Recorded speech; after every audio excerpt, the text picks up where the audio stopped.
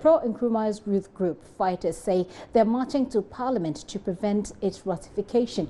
More on that as they join us in the studio soon. We'll also take you to Parliament for some reactions there as well. But first, let's hear from security expert Captain Budu Koomson, who spoke on the Super Morning Show earlier today.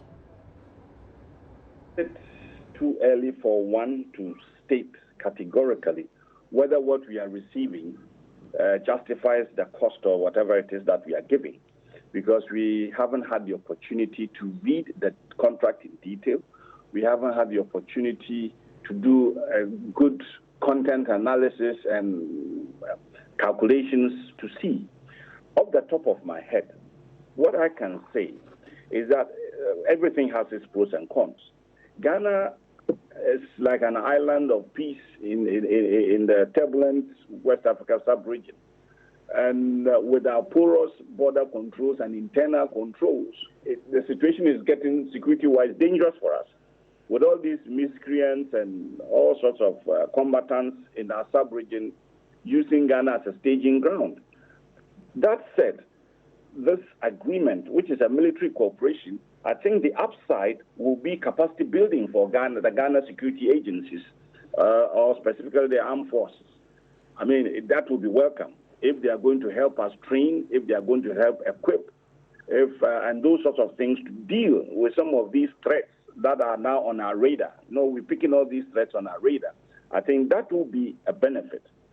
Now, when it comes to the downside in broad terms that I'm seeing, one gets a bit worried when we haven't seen the details. I heard the defense minister say there's just 2 facilities, fine. Will there be other facilities that will have to grant them access to or give it to them? Issues of sovereignty. I mean, I haven't seen the American embassy drive around with American number plates. Why would we grant these people coming the right to ride around with American number plates on our roads? I don't understand. The big men may want to tell us why. For me, it borders on sovereignty. And sometimes we know where these UN troops or American troops are. Sometimes they get into conflict with the locals and it brings all sorts of things. Issues of sovereignty, issues of control, compensation. We have to look at all these things. I've read and I heard about importation and inspection of things that are being imported and exported and all these things.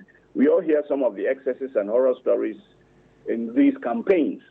My plea is that very often when Ghana gets to review our international contracts, we ourselves lambast the contracts and say that they were not good enough, they were lopsided, and we didn't write a good contract and all these things. I plead that at least we make use of good contract consultants to tighten up this contract.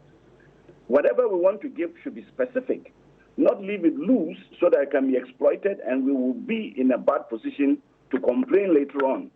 So I would plead that whatever agreement we sign, we get good contract writers to go through it with a toothpick so that issues of conflict and gray areas are resolved. That is my plea.